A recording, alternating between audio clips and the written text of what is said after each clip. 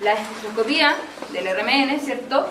Se basa en la medida de la absorción de la radiación electromagnética en la región de la radiofrecuencia, aproximadamente entre los 4 a 900 MHz. Entonces ustedes conocen el espectro electromagnético, saben que si estamos hablando de los 9 a los 900 MHz, estaríamos ¿para qué lado viendo el espectro de resonancia magnética?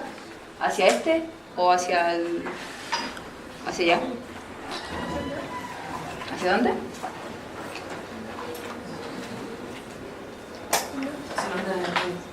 Hacia la onda de radio. Muy bien. Entonces, hacia el lado izquierdo estaríamos percibiendo la RMN. Ahora, en contraste con la absorción infrarroja, ¿cierto? La UV visible, el proceso de absorción está implicado los núcleos de los átomos en vez de los electrones de la capa exterior. Esa es una gran diferencia entre el RMN y la espectroscopía que es IDR y UV, porque ambas trabajan con, como es ahí, electrones, mientras que el RMN, como su nombre lo dice, es nuclear, es decir, trabaja con el núcleo de los átomos. Entonces también es necesario colocar el analito que nosotros queremos en un intenso campo magnético con el fin de que aparezcan los estados de energía de estos núcleos. Por eso se llama resonancia magnética nuclear, porque el analito queda, después más adelante lo vamos a ver, entre un campo magnético, en resumidas cuentas, entre imanes. Los químicos, gente que descubrió todo esto, se dieron cuenta de que el entorno molecular influía en la absorción de la radiación de radiofrecuencia en un núcleo en un campo magnético, y que este efecto se podía correlacionar con la estructura de moléculas. En resumidas cuentas, los químicos que descubrieron el RMN se dieron cuenta que el entorno de los átomos influye. Es decir, yo cuando veo un espectro de RMN, me influye el entorno de ese átomo. Por ejemplo, un carbono que esté influido, no sé, junto a un oxígeno y tenga hidrógenos. Y más allá tenga otra cadena con carbonos, hidrógenos, carbono, hidrógenos. Entonces, el entorno de un carbono va a ser distinto al otro carbono, porque uno va a estar más cerca de un oxígeno, de un nitrógeno, de un halógeno, y el otro más lejos. Entonces, ese tipo de entorno influye en lo que es la resonancia magnética. Ahora, en resumidas cuentas, ciertos núcleos atómicos presentan características magnéticas debido a la carga electrónica que poseen y el movimiento de rotación, es decir, poseen un spin, igual que los electrones. Spin positivo y negativo, que es lo que más común, ¿cierto?, que vemos cuando los electrones entran en los orbitales, entran de forma positiva o negativa, es decir, más un medio, menos un medio. Estos núcleos poseen un momento angular P, ¿ya? Además sus componentes máximas se encuentran cuantizadas y deben ser un número entero o semientero, como dijimos, 1 o un medio, donde h está dividido por 2pi y h es la constante de Planck. Eso en sí es importante porque nos va a indicar a nosotros esto, ¿ya? Pero la ecuación en sí no la van a ver, pero es para que sepan de dónde sale. Ahora, el número máximo de componentes y de momento angular de un núcleo depende de un número cuántico de spin I. Los 4 núcleos que han sido de más interés para los químicos orgánicos y bioquímicos son hidrógeno 1, carbono 13, flúor 19 y fósforo 31. Si se dan cuenta, son todos números impares. ¿Por qué? ¿Qué quiere decir que yo tengo un número impar de electrones? ¿O un número par de electrones? La molécula es, si tengo un número impar de electrones, la molécula es paramagnética. Y si es par, es diamagnética. Es decir, si yo le aplico un campo a una molécula que es diamagnética, donde están todos apareados, no va a suceder nada. Por eso necesito que estén desapareados, por eso son números impares los que lee la resonancia magnética.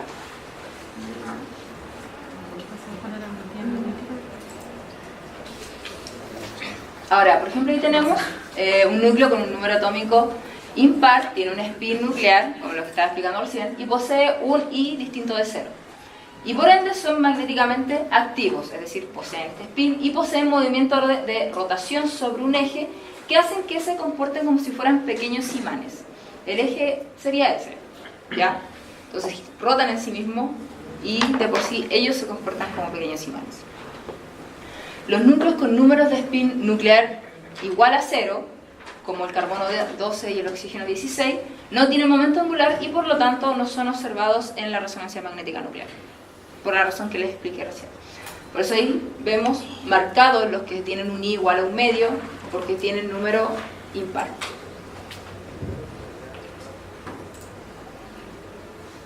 Ahora, debido a la carga nuclear, los núcleos llevan asociado un momento magnético y que es un vector de igual dirección y sentido que el vector momento angular y es proporcional a este. En presencia de un campo magnético externo, el momento magnético nuclear se orienta en un número discreto de posiciones determinados por el número cuántico magnético M. Es decir, ustedes van a tener un número de orientación posibles de 2i más 1, ¿ya?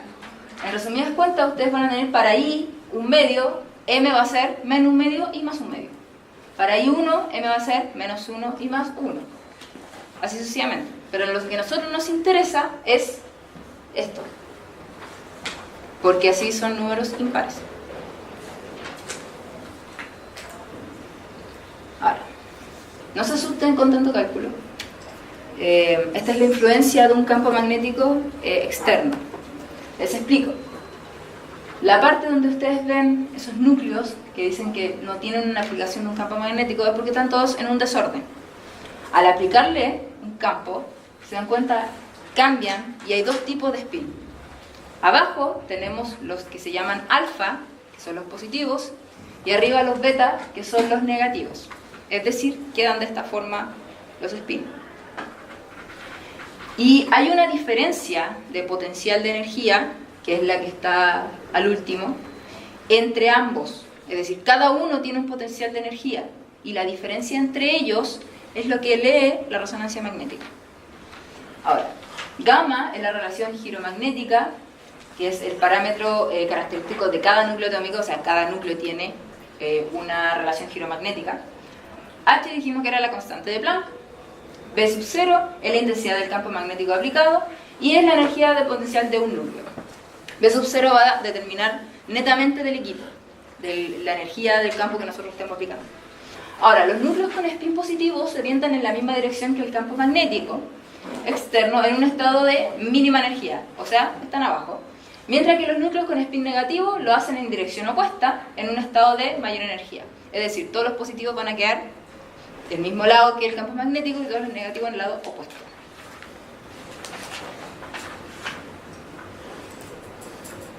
Y ese es un ejemplo, ¿cierto? Ahí tenemos ya aplicado un campo magnético. Los rojos son los betas, dijimos que eran los negativos, aquellos que se oponen a ese campo. Y el alfa son los positivos, aquellos que van con el flujo del campo magnético.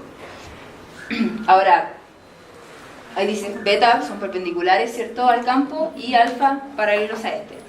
La frecuencia requerida para pasar del estado alfa al estado beta, que en realidad es simplemente cambiar la orientación, ¿cierto?, del spin, se denomina frecuencia de resonancia, que es la frecuencia de Larmor, y es proporcional a B sub 0 y a gamma. En resumidas cuentas, ustedes van a tener los spines, la población alfa más que la población beta.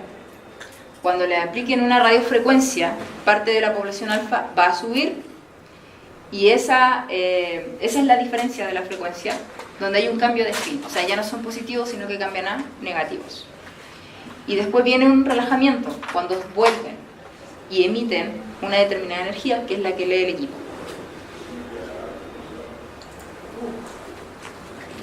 Ahí hay una tabla, ¿cierto?, con los núcleos, tanto pares como... el único par que hay es del hidrógeno, donde tenemos la constante de giromagnética, la frecuencia de resonancia y la abundancia que hay. Si se dan cuenta, el hidrógeno 1 tiene una abundancia de un 99%. Ahora, cada núcleo tiene su frecuencia de resonancia característico que depende de si la constante giromagnética y del campo magnético externo aplicado. Es decir, cada núcleo tiene una frecuencia que está relacionada directamente con la constante giromagnética y el campo magnético que se le aplica. ¿Ya? O sea, esto puede cambiar dependiendo de... la frecuencia puede cambiar dependiendo de esto y del campo que le aplica la espectroscopía. Ahora, ¿cómo sucede? Después de esto hay un proceso que se llama proceso de resonancia y es bastante importante. Cuando la muestra deja de ser irradiada, los núcleos se relajan hasta el nivel inferior mediante la emisión de radiación de frecuencia correspondiente a la diferencia de energía entre los dos estados inducidos por el campo magnético externo. La medida de esta emisión inducida constituye la base del RMN. Básicamente tenemos los dos estados, positivo y negativo. El positivo, al aplicar la frecuencia, va a subir, va a quedar en la parte negativa, y cuando se relajen, va a haber una diferencia de potencial. Y esa diferencia es la base del RMN, es la que ve el equipo. Los núcleos pasan de un estado energéticamente a otro por medio de la absorción y emisión de una determinada radiofrecuencia, efecto que se conoce como resonancia. Entonces, básicamente, eso es la resonancia. Positivos, aplicamos un campo, una frecuencia, suben y posteriormente cuando se acaba, se relajan. Eso es la resonancia. Un ejemplo es el siguiente. Tenemos un polo magnético donde tenemos alfa-alfa, es decir, ambos positivos. Le aplicamos una relación con una absorción de una frecuencia determinada y nos quedan un positivo y un negativo. Para que sea más agradable a la vista, sería básicamente, tenemos la población alfa cuando está ya en el campo magnético aplicado. La población beta, si se dan cuenta, alfa es mayor que beta. La irradian con una frecuencia determinada y terminan de esa forma. Ahí ya hay un paso a la resonancia. O sea, queda 1 y 1.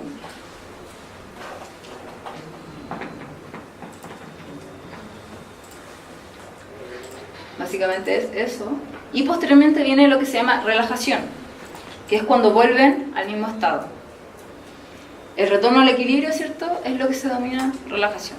Es decir, aplicamos una frecuencia, desordenamos el equilibrio, la relajación es volver a ese orden.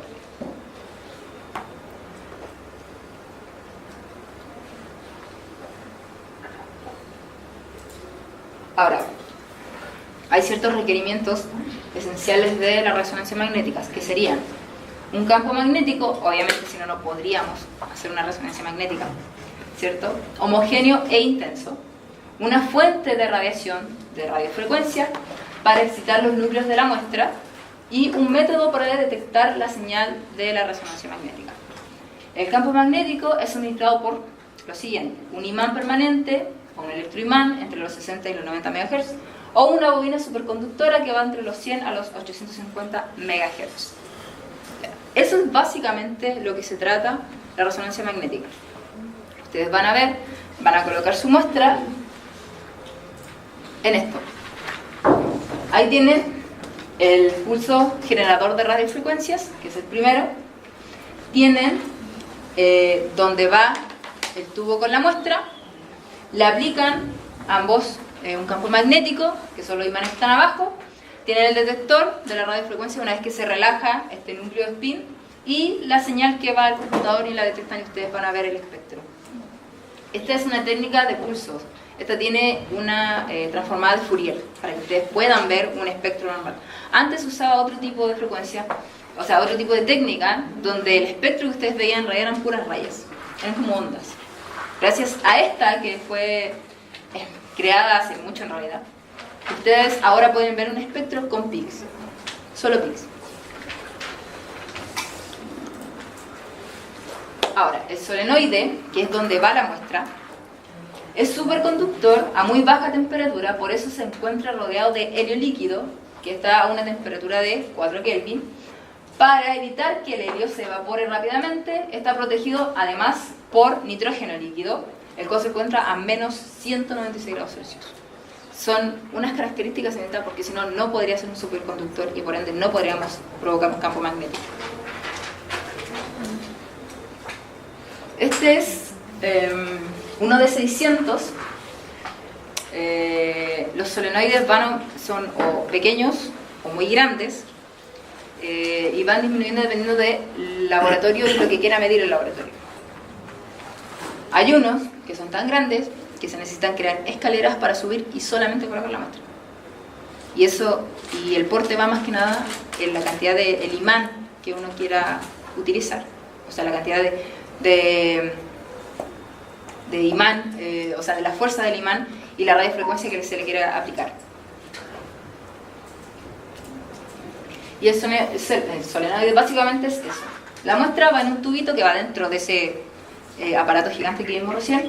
Los magnetos están alrededor de ellos y el controlador está abajo. Hay un detector y está la transmisión de la radiofrecuencia, que es la que se le aplica directamente a ese solenoide. Absorbe una vez que se relajan los espines y se ve ese tipo de espectro, el que ven ahí. Obviamente no van a ver uno, porque una molécula no tiene solamente un átomo, sino que tiene varios. Entonces, les explico. En resumidas cuentas, tenemos la muestra. A la muestra se le aplica, se le coloca en el solenoide, se le aplica un campo magnético, quedan los spin positivos a favor del campo, los spin negativos en contra, por ende los spin negativos tienen mayor energía que los positivos. Magnetización, que es darle un pulso de radiofrecuencia para que este spin que estaba abajo suba, sea promovido, y la respuesta es en el detector. Cuando este spin se relaja, vuelve al equilibrio y emite.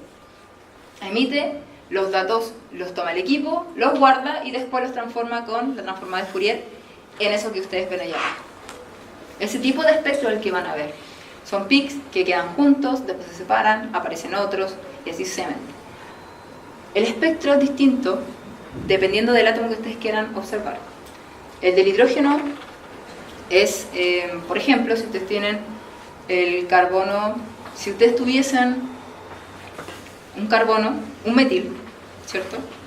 Tiene carbono, unido a otro carbono, si tuviesen un etil, tienen un carbono, doble enlace carbono, ¿cierto? Tienen los hidrógenos de cada uno, ¿cierto? Esos hidrógenos son iguales y van a haber una señal. Pero si la molécula tuviese otras cosas, como por ejemplo un carbonilo, un nitrógeno, un halógeno, una cadena, un ciclo, todo ese entorno influye y los carbonos ya no son iguales, a menos que la molécula tenga para un lado lo mismo que para el otro. Entonces las señales que van a ver si es lo mismo es de un solo lado, por así decirlo. Pero si son distintos en ambos lados, van a haber muchas señales. Y ahí es donde ustedes tienen que entrar a decir qué señal corresponde a cada cosa. Y eso lo vamos a ver, obviamente, más adelante porque lo van a ver. Lo del carbono 14 carbono 13 es exactamente lo mismo. Los carbonos son ahora los que nosotros vamos a analizar y también están influidos dependiendo del entorno químico. Son solamente carbono 13 e hidrógeno 1 lo que vamos a ver, nada más. Entonces, la próxima clase les voy a mostrar cómo son los espectros de hidrógeno 1, cómo ustedes van a analizarlos, cómo el equipo los muestra y van a ser capaces de identificar cada uno de los hidrógenos que hay en un espectro. Ya. Ahora, algo importante que ustedes tienen que saber, obviamente, es cómo preparar una muestra para RMN. La preparación de una muestra requiere de un procedimiento adecuado mediante el cual se obtendrán mejoras en el tiempo de obtención del espectro y en la calidad del mismo. Por lo tanto, es necesario conocer algunas características de dicho proceso. Todo proceso, ya sea IR, ya sea UV, ya sea rayos X, ya sea resonancia magnética nuclear, tiene una forma de preparar una muestra. Si es IR, una forma es la pastilla, ¿cierto? Es decir, necesitamos un patrón que el IR no lea, que sería el KBR, ¿cierto? El IR no lo lee y lo podemos usar como patrón. Si es UV, hay que tener cuidado de dónde se deposita el líquido, porque son bastante sensibles los tubitos. Es decir, si ustedes lo toman mal, el espectro va a salir mal. Lo mismo pasa en rayos X. Si ustedes preparan mal una muestra, no es homogénea, el espectro de rayos X que mide los cristales, ¿cierto?, no les va a salir como corresponde. pueden ver muchos picos, y eso significa que no es homogénea, no está bien realizada la muestra. Lo mismo pasa en resonancia magnética nuclear. Una parte importante es los tubos. Ahora, los tubos de experimentos de alta resolución tienen que ser, obviamente, así, y adecuados al campo o equipo en que se va a trabajar y a las condiciones de temperatura a los que se puede someter. Dijimos que teníamos que aplicar un campo magnético y después una radiofrecuencia, y además ese tubo está en un lugar donde hay poca temperatura. O sea, el tubo tiene que ser especial, no puedo usar cualquier tipo de tubo. Deben tener dimensiones exactas, sin deformación ni bordes rotos, porque es el tubo donde primero llega esta radiofrecuencia y este imán. Deben mantener limpios de partículas, polvo, grasa, etc. Por eso se deben de marcar con guantes, como todo equipo. Y al limpiar los tubos hay que tener la precaución de no rayarlos y de no utilizar reactivos que pueden atacar el vidrio o llevar impurezas paramagnéticas difícil de eliminar. ¿Por qué dice impurezas paramagnéticas? Porque si son impurezas paramagnéticas, le aplico un campo y el equipo me va a leer la impureza y no me va a leer mi muestra. ¿Se entiende? Ahora, esta calidad de tubo vendría determinada en qué tan recta es la forma del tubo y qué tan uniforme es el espectro de la pared. Un tubo para RMN de calidad no garantiza un buen espectro, pero un tubo de RMN en mal estado siempre resultará en un pobre espectro. Es decir, el tubo puede ser de muy buena calidad y a lo mejor el espectro no me va a salir como dice literatura. Pero si ya el tubo ya es de mala calidad, o sea, el espectro me va a salir horrible. ¿Se entiende? O sea, tengo que tener buen material, como en todo. Y el uso de los tubos de mala calidad darán una línea base inadecuada y bandas laterales que no se pueden corregir con ajuste instrumental. O sea, yo ni siquiera voy a poder arreglar ese espectro si el tubo está mal. Es imposible. Va a quedar feo. Por último, ¿cierto? Tenemos lo que es la limpieza, que obviamente no hay que usar ningún compuesto que sea abrasivo, es decir, que dañe el equipo o los tubos. Lavar con agua destilada seguido de un disolvente orgánico, de preferencia acetona. ¿Por qué? Porque no va a reaccionar con el campo magnético. Durante el lavado se puede usar también alguna solución jabonosa que no sea paramagnética. Y los tubos no deben exponerse a altas temperaturas durante el secado, por ejemplo, ya que pueden perder sus propiedades de homogeneidad y o concentricidad. ¿Qué quiere decir esto? Que el tubo puede perder su forma. Ya a lo mejor ni siquiera tiene forma de tubo, tiene forma de cualquier otra cosa. Y no me va a servir, no lo voy a poder usar. ¿Ya? Entonces, básicamente, esos son los cuidados que se tienen que tener en resonancia magnética nuclear, entre otros, que después les voy a pasar, obviamente, en la guía, que ojalá estudien. Y básicamente, así funciona el RMN.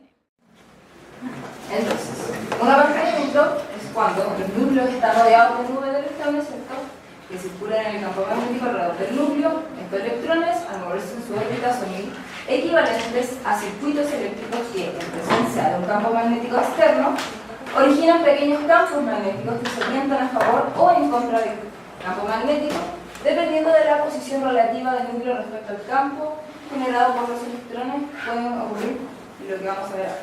En resumen, tenemos el núcleo, tenemos el campo externo y tenemos el campo que generan los electrones alrededor del núcleo.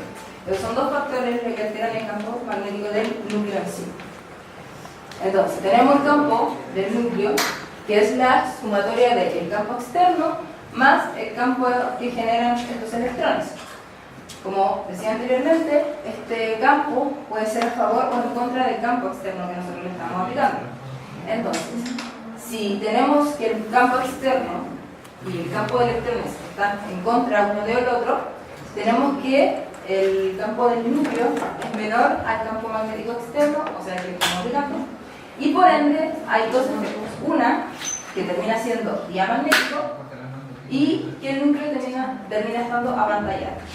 Lo otro es que ambos se encuentren, ¿cierto?, a favor de este campo externo, el campo externo igual al campo generado por electrones, por ende el campo del núcleo va a ser mayor al campo que estamos aplicando, y por ende el efecto va a ser paramagnético y el núcleo se encontrará desapantallado. Ahora, esto de apantallamiento y desapantallamiento lo vamos a ver en un ratito más. Y quiere decir netamente en donde en el espectro o en la medida van a aparecer los pics de cada uno de estos hidrógenos. Por ejemplo, tenemos el metanol, donde los protones que están en verde están más apantallados ya que absorben a campos más altos. Y el hidrógeno, que está unido al oxígeno, está menos apantallado y absorbe a un campo más alto. Ahora, la medida de campo en RMN es distinta, porque el campo bajo es a mayor número y el campo alto es a menor número. Entonces, cuando dicen que está a un campo más alto, es porque en realidad está a un número más bajo, es donde aparece. Por ejemplo, en esta molécula, si se dan cuenta, es simétrica, es decir, tengo un metil y un metil a ambos lados. Lo que quiere decir que sus protones son equivalentes, porque no hay otro átomo que me esté influyendo en estos hidrógenos, sino que ambos tienen un carbono y están unidos 3 hidrógenos presidentes. Por ende son equivalentes y por ende van a dar una sola señal, es lo que van a ver ustedes, una señal. Ahora, en este caso, todos los hidrógenos son diferentes. Por ejemplo, los hidrógenos de este metil y este metil son equivalentes entre sí porque ambos están unidos a un carbono hidrógeno. Pero este metil no es igual al metil de aquí porque este está unido a un carbono con 2 hidrógenos. Y por ende también este carbono es distinto, este hidrógeno es distinto a los otros 2 hidrógenos porque se encuentra unido a un metil y a un carbono hidrógeno. Es decir, toda la molécula influye para estos hidrógenos. Por lo tanto, vamos a ver en este caso una señal para esto, una señal para estos 2 metil y una señal para esto, aparte de la señal de este hidrógeno. ¿Cómo era eso del apantallado y desapantallado que era diapodísima en la estación?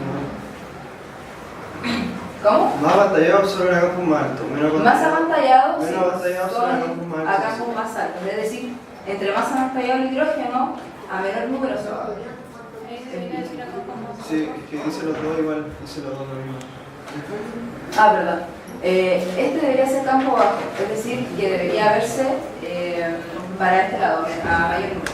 Campo bajo, mayor número, campo alto, menor número. A eso se refiere. Va a haber un ejemplo, así que no se olviden. El efecto que generan los electrones en núcleo, es decir, este apantallamiento, produce un efecto que se contrapone al de resonancia. Es decir, que ambos, tanto el efecto de resonancia como el efecto generado por la electronegatividad de cada uno de los átomos, chocan. Y ahí vamos a ver que ambos tienen efectos distintos. Entonces, tenemos lo que se llama desplazamiento químico, que es netamente el saber hacia dónde se desplaza el pic del átomo de hidrógeno. Y para eso necesitamos saber la frecuencia, que depende de la envoltura electrónica. Es decir, depende de la estructura, como lo dijimos anteriormente. Ahora, el desplazamiento químico es la posición de una señal en el espectro y se expresa en función de una sustancia de referencia. Todo medida de RMN, al menos para el hidrógeno, tiene que tener una sustancia de referencia. Y esa sustancia de referencia la va a leer el equipo y va a acomodar el resto de los PIC a esa sustancia de referencia. En el caso del hidrógeno se usa tetrametilsileno como referencia. El tetrametilsileno da una señal única, es un líquido volátil, aparece una frecuencia menor que la señal, es decir, aparece justo en 0 ppm. Entonces, el tetrametilsileno, el equipo lo coloca su PIC a 0 y acomoda el resto del analito a los PIC que siguen. Y no interacciona con la muestra, que es súper bueno, porque si no tendríamos una distorsión de chance. Entonces, resumidas cuentas, el desplazamiento químico se mide por la frecuencia de la señal menos la frecuencia de la referencia dividido en la frecuencia del equipo. Entonces, esto se mide en partes por millón, por eso está multiplicado por 10 a la 6. Entonces, cada espectro que ustedes vean, la frecuencia abajo va a decir partes por millón. Y en resumen, ¿cuánto sería algo como esto? Básicamente.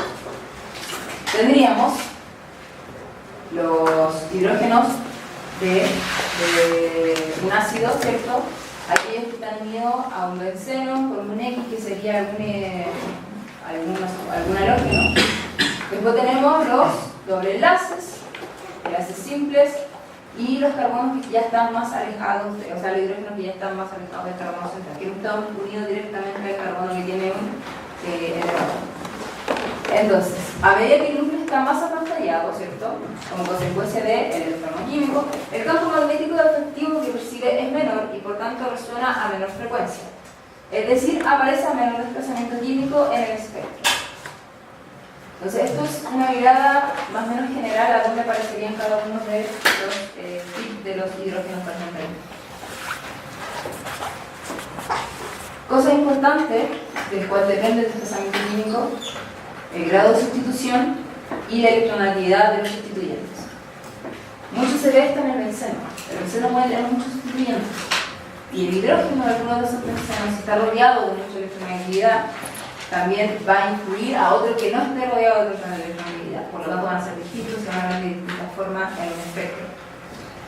La diferencia entre los protones, como se decía, si yo tengo a lo mejor protón equivalente en el hidrógeno porque no tengo ningún ¿cómo se llama? Sustituyente. Si tuviese uno, ya ahí me está cambiando los hidrógenos que están cerca de ese sustituyente y así sucesivamente.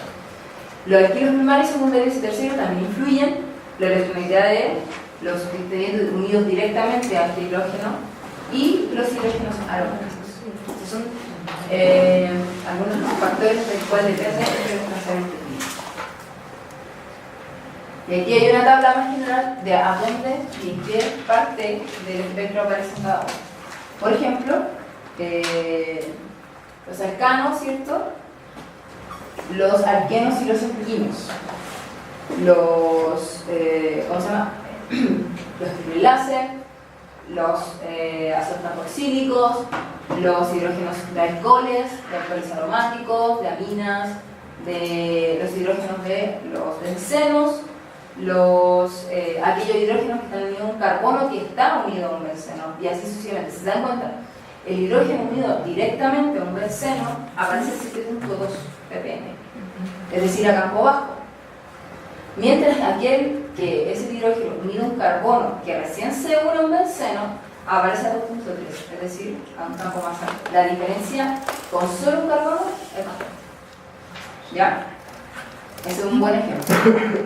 El otro ejemplo es este de aquí, ¿cierto? Que tenemos el alcohol unido a un aromático y el alcohol unido a un grupo RH, es decir, puede ser una cadena de carbonos, que se dan cuenta, este aparece entre los 2 y los 5, mientras que este puede llegar a los 7.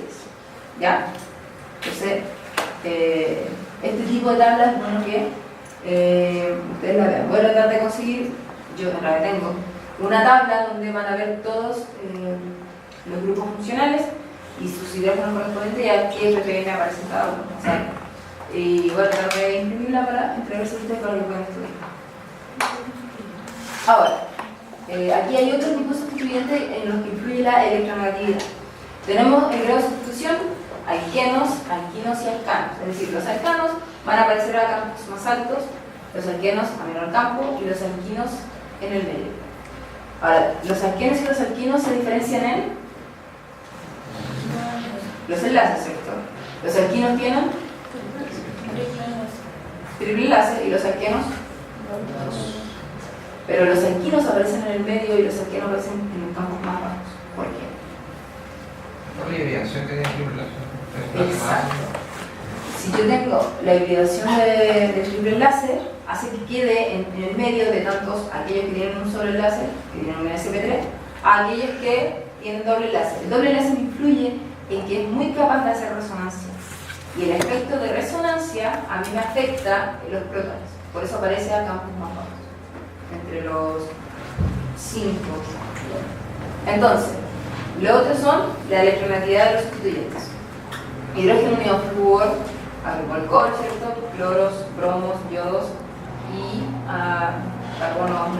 Si se dan cuenta, el flúor es mucho más electronegativo que cualquiera de los que está ahí, por lo tanto lo desplaza a campos más bajos, entre 4 a 5.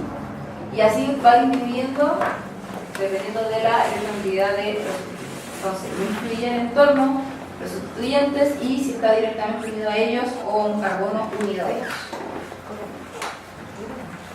Ahora, los efectos que influyen son 3 efectos que se tienen que tener en cuenta cuando se va a analizar o se va a crear un efecto, que es el inductivo, que es el que vimos, que depende de la electronegatividad, el mesomérico, que es netamente de la hibridación, como decía su compañero, sp3, sp2 y sp, al que se encuentra unido el protón, y anisotrópico, que depende de la cercanía de grupos magnéticamente anisotrópicos. Y ahí vamos a ver estos dos que faltan. El inductivo ya lo vimos.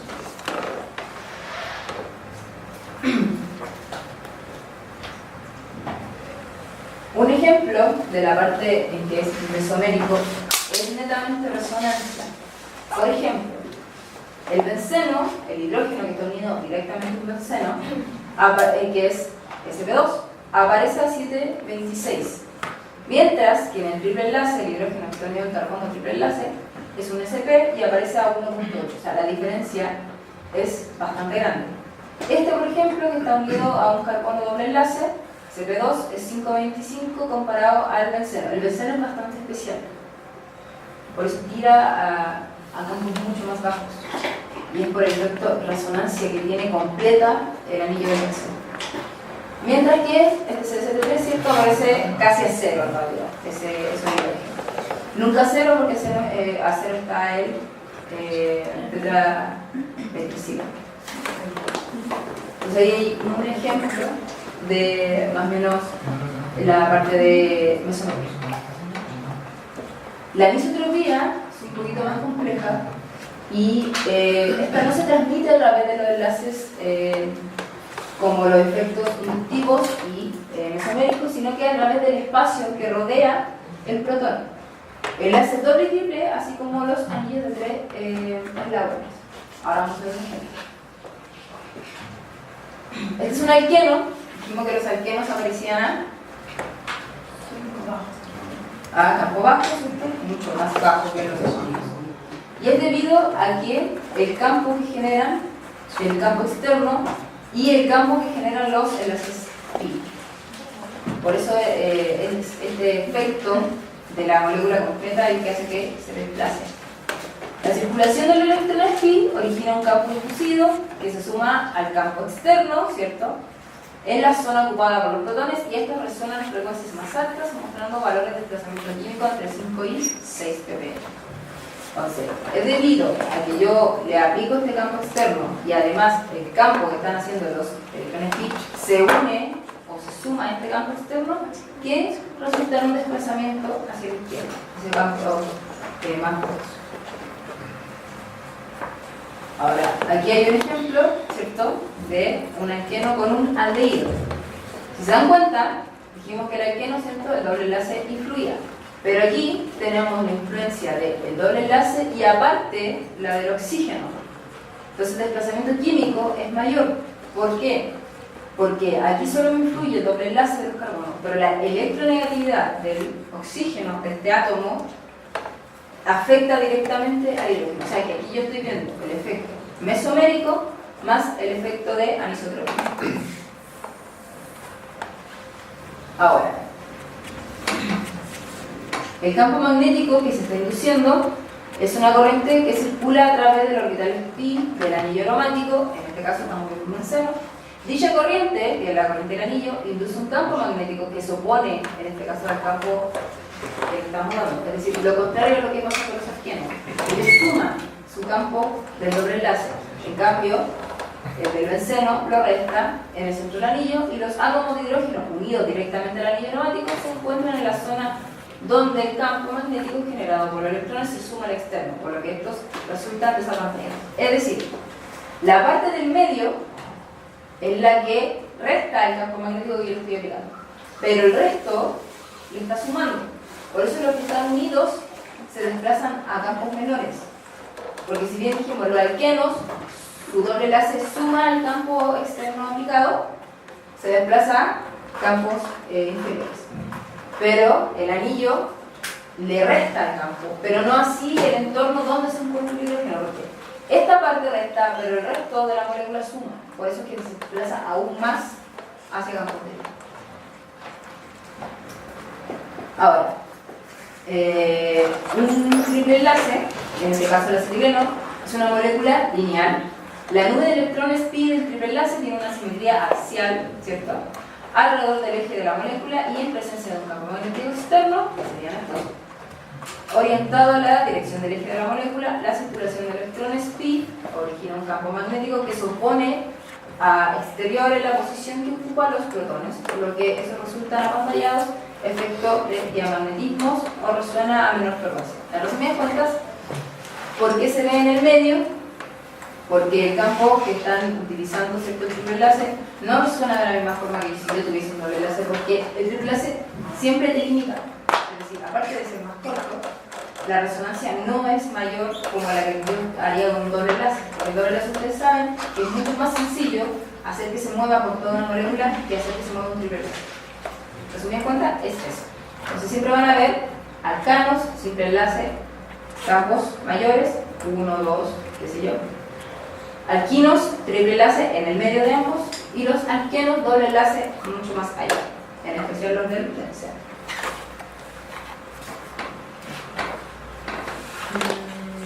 Un ejemplo de más o menos esto sería esta tabla. Alifáticos, ahí está el TMS, las olefinas y los aromáticos. Si se dan cuenta, ¿cierto?, ácidos carboxílicos, alcoholes aromáticos, hidrógenos directamente unidos a un aromático, doble enlace, aminas, triple enlace, y después vienen los enlaces simples. Básicamente es el esquema que ustedes deberían saber como para decir, ya, este protón en un espectro, este protón corresponde a un hidrógeno unido al benceno, lo busco por aquí, si un ácido carboxílico está hoy más corrido, y así sucesivamente, ¿ya? Un ejemplo, ¿cierto?, después de esto sería el espectro del etanol. Después llegamos a lo que se llama acoplamiento spin-spin. Resulta lo siguiente: ustedes van a tener el hidrógeno del alcohol, los hidrógenos del carbono, los que están en el medio, y los hidrógenos del metil al final, ¿cierto? O sea, tienen tres tipos de hidrógenos. Los hidrógenos del metil, todos ellos son equivalentes, porque están unidos directamente ambos igual a un carbono y después al oxígeno. Los hidrógenos de este carbono también son equivalentes entre sí, y obviamente el hidrógeno del oxígeno está solo. El hidrógeno del oxígeno, como está unido directamente a un oxígeno que es muy electronegativo, se desplaza a campos bajos. Después vendrían los hidrógenos que están unidos más cerca al oxígeno, y después los del metil, que están mucho más lejos y se encuentran a campos más altos. Si se dan cuenta, aquí aparece un solo pi, aquí aparecen 3 y aquí aparecen 4. ¿Por qué? Por la cercanía de los hidrógenos. Ya se duplican, cercanía de hidrógeno. Por la desplazamiento. Ya. A eso se le llama complemento. ¿Por qué? Les explico. Estos tres, ¿cierto? Vamos a explicar un poco con la imagen. Ahí sí. Tenemos igual una molécula donde tenemos estos hidrógenos que son equivalentes entre sí, porque este hidrógeno unió un carbono, unió un bromo, este hidrógeno unió un carbono, unió un bromo. Iguales. Y después tenemos este hidrógeno, que es un hidrógeno que tiene un carbono, que está unido a un bromo, que está unido a otro bromo. Es decir, ya me cambia estos dos hidrógenos. O sea, estos son iguales, pero este hidrógeno de acá es distinto. Entonces, cuando el protón del hidrógeno alfa, si no me equivoco que sería este de acá, está alineado en el mismo sentido del campo magnético externo, desapantalla a los hidrógenos B. Cuando el hidrógeno alfa está, o sea, la señal para los protones del hidrógeno B se acoplará en picos de la misma altura, es decir, aparecen los dobletes. ¿Me explico? Si este hidrógeno A, que ya es distinto a estos dos, se encuentra en el mismo sentido del campo magnético externo, va a desapantallar esto de acá. Y cuando se encuentra alineado al mismo campo, la señal de los protones será un doble. En resumidas cuentas es, este hidrógeno, estos dos B, van a dar un pic, y este hidrógeno, como es distinto a estos dos, van a dar otro pic. Por eso parece un doble, porque son distintos. Ahora, volviendo a este tema, tenemos que aquí aparecen 3, porque estos 3 son iguales, entonces van a dar una señal. esos 3 hidrógenos dan una señal, ¿ya?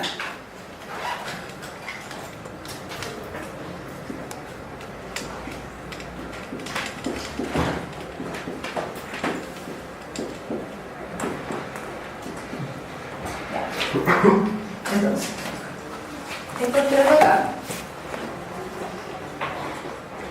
son equivalentes, porque los 3 están unidos al mismo carbono, que está unido a otro carbono, es decir, no hay otro impedimento o no hay otra sustitución que me diga que estos son distintos, porque a su vez cada hidrógeno está cerca del hidrógeno, entonces son iguales, ¿ya? Entonces eso me van a dar una señal, ¿ya? Hasta ahí, ok. Después tenemos estos de acá, que me van a dar otra señal porque son equivalentes.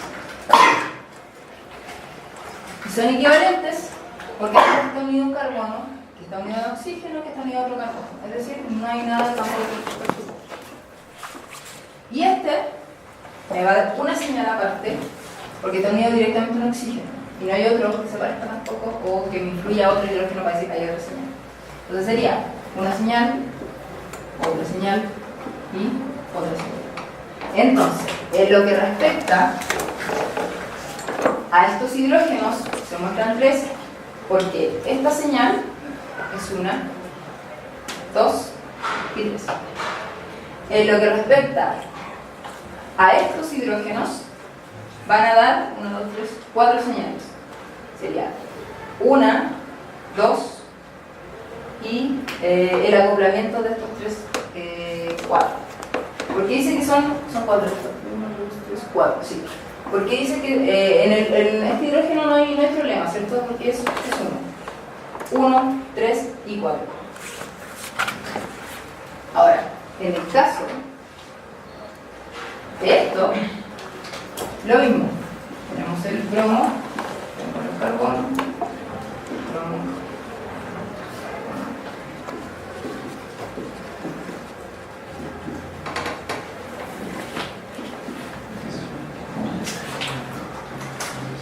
Estos dos son equivalentes, van a dar una señal. Y este hidrógeno con respecto a estos debería dar 3 señales. ¿Se entiende a lo que me refiero? Una señal completa, ¿cierto? 1, 2, 3. Una señal completa. 2, 3, 4. Una señal sola. Cada hidrógeno va a generar una cantidad de bits distintos. O sea, cada hidrógeno cuenta. Si estos son iguales entre sí, son equivalentes una señal, entre ellos 2. Pero con el resto son 1, 2, 3, contando aquellos que están unidos al resto de la molécula. ¿Se entiende? Aquellos que están cercanos a esto. Este hidrógeno está unido directamente al oxígeno por lo largo de esa pantalla de un sólido. Mientras que este es una señal que se encuentra unida a otro hidrógeno. A eso se refiere, por eso se ve esa cantidad de señales.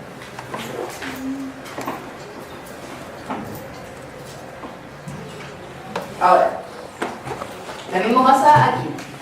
Aquí se forma un triplete porque dice que el hidrógeno A, que sería este de acá, está afectado por 3 combinaciones de spin de los hidrógenos B. Si los protones P refuerzan el campo externo, estos desaparecerán al hidrógeno A, y si un hidrógeno B está alineado contra el campo y otro hidrógeno B refuerza el campo, el efecto se cancelará, se anula. Si los protones del hidrógeno B están en contra del campo externo, esta pantalla el hidrógeno y la señal del hidrógeno A será un triplete. O sea, hay una relación de 1, 2, 1. Lo mismo que vimos recién. Estos dos hidrógenos muestran un doblete, pero este hidrógeno va a mostrar un triplete. ¿Se entiende? Estos dos hidrógenos son iguales, así que van a mostrar una señal. Pero con este hidrógeno, 2 señales, porque ese hidrógeno es distinto. Este hidrógeno está solito, así que va a mostrar una señal, que es la D. Y va a mostrar 2 señales más, que son las de los hidrógenos que están acoplados a él, que serían esos, por eso se ve un triplete. ¿Se entiende? Si no entiende, dígame, si no tengo problema en explicarlo, no.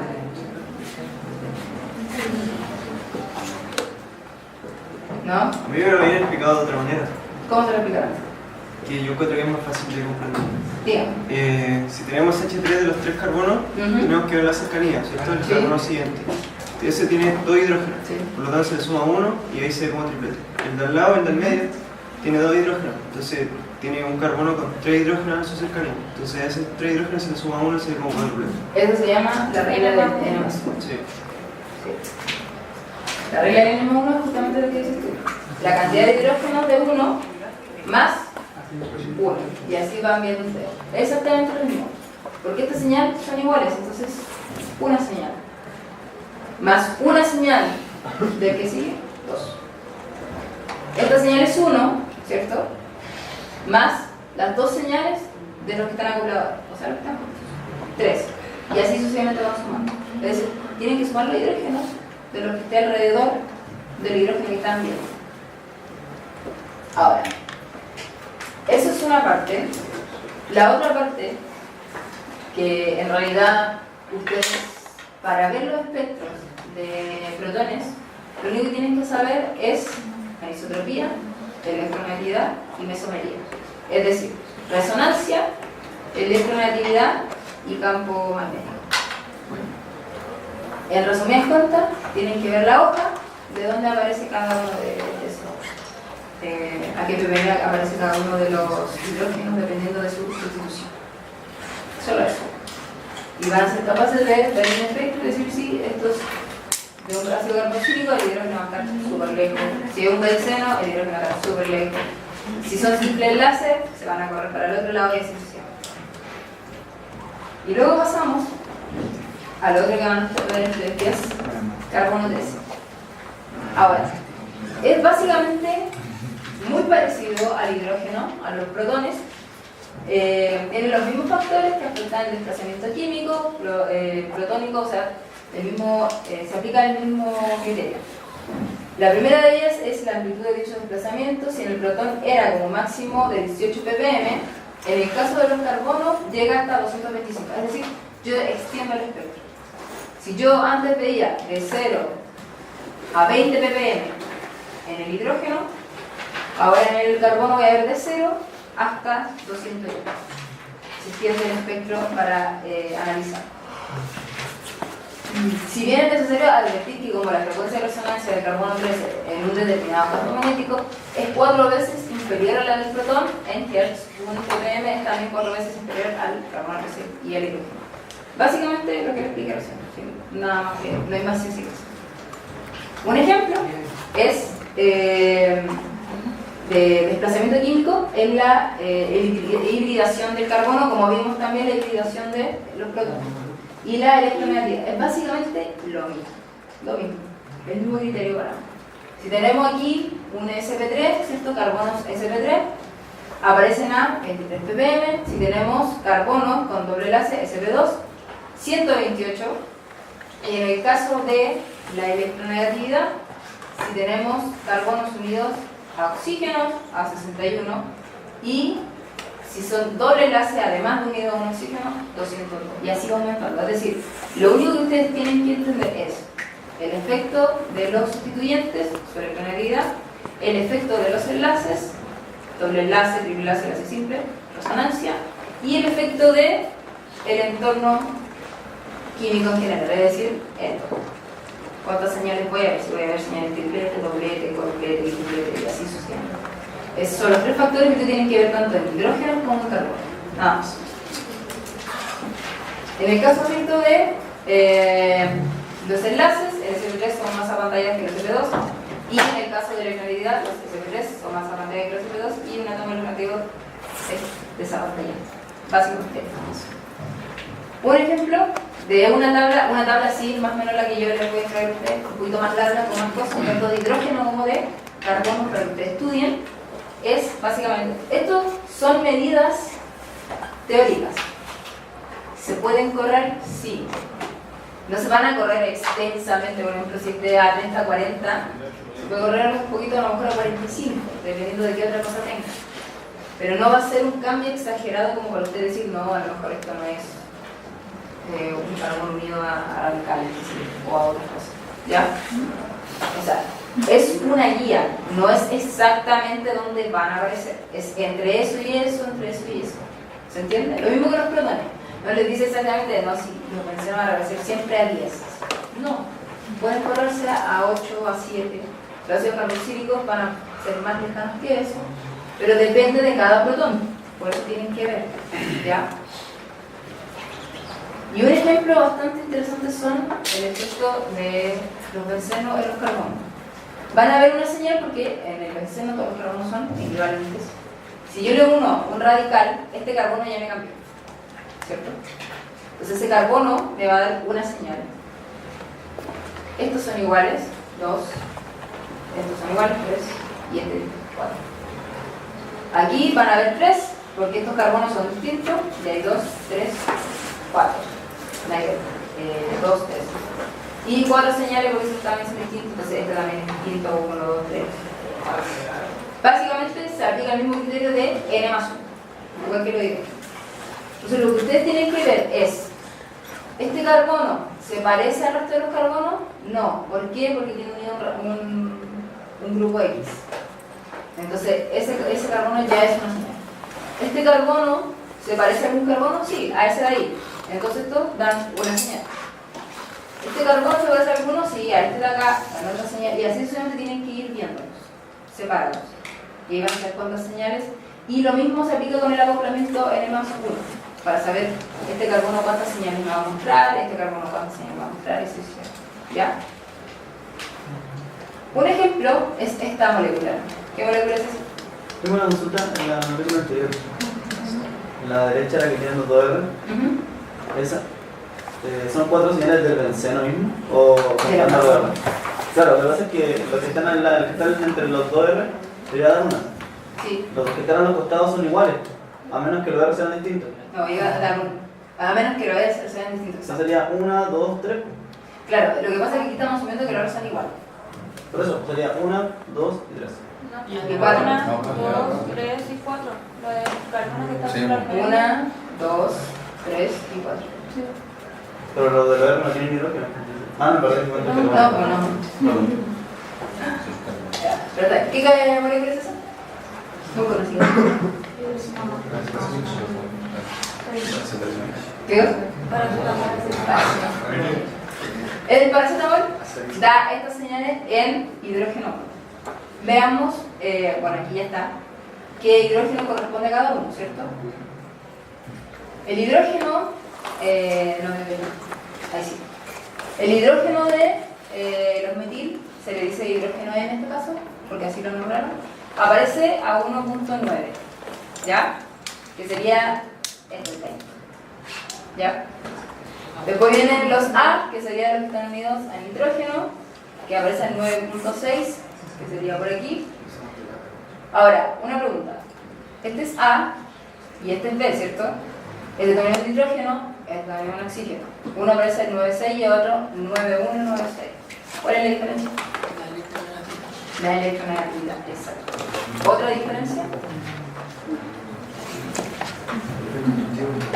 Del hidrógeno. Este hidrógeno está cerca del benceno, este hidrógeno está cerca del benceno y de un carbono.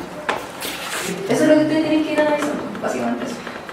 Y después, ¿cierto? Los otros protones que están unidos al benceno aparecen las señales bajas, ¿te parece? Que estos son iguales, ¿cierto? Y estos son iguales entre sí. Entonces van a ver una señal en 7.3 y una señal en 6. ¿Ya? Consulta. Estos protones de acá, los D, son iguales entre sí y los C entre sí. Pero son distintos C y D.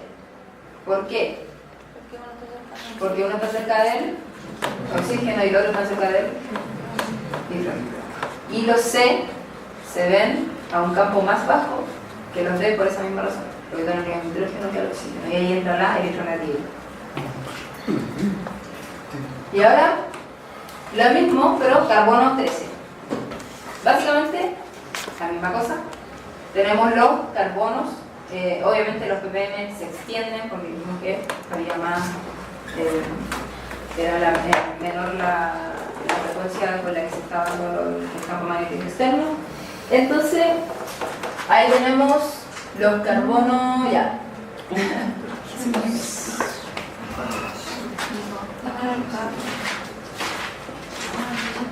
Ok, el carbono unido, los que están en el anillo, el carbono que está unido al oxígeno, los carbonos del anillo, el carbono 2, que sería este de acá, aparece a 153, que sería este de acá, ¿cierto? Aparece a 153 porque está unido justamente a un oxígeno. Mientras que este de aquí, no veo el número, 1, que el carbono 1 aparece a 167, es decir, es el que se corre más aún. ¿Por qué? Porque está unido a un oxígeno y aparte hay un doble enlace. Entonces ahí está el efecto de inductivo y mesoamérico. Por eso lo corre más que este de acá. ¿Se entiende? Entonces básicamente eso. Ustedes van a ver el espectro, van a ver la molécula y van a tener que decir qué pi corresponde a cada carbono o cada hidrógeno. ¿Ya? Un dato es este. El SDBS, no sé si alguno lo ha usado. ¿Sí? Ya. Cuando yo estaba estudiando esto, lo usábamos esto. El próximo año lo separan. Y nosotros nos quedamos sin esta herramienta. Entonces tenemos que buscar un espectro de otros lados. Pero estuvo como en mantención. Sí. Para nadie le estamos esperando porque no nos afecta mucho. La cosa es que ahora está de nuevo y aquí ustedes pueden encontrar la molécula que quieran y les van a salir los RMN de hidrógeno y carbono y los masas y los hielos. Aparte de creo que también hay otro espectro que no me acuerdo cuál. Entonces, en el caso de que busquen, por ejemplo, como teníamos ahí el paracetamol, usted puede buscar el IR, el hidrógeno y los carbonos. Si quieren buscar cualquier otra molécula, le colocan el nombre en inglés o la fórmula molecular y les va a dar una lista gigante de todas las moléculas que podría tener esa fórmula y ustedes van a buscar la que quieren ver. ¿Ya? Lo que sí creo que este tiene como indicador no TNS, sino otro, sino que otro, no me acuerdo cuál. No es mucha la diferencia, sí, pero bueno, casi básicamente lo mismo. Pero también hay otro que se puede usar, también va a estar en cero y también se va a arreglar todo. Finalmente se ocupa TMS porque no influye directamente con el analito, entonces no lo van a ver en el efecto. ¿Estamos? Ya chicos.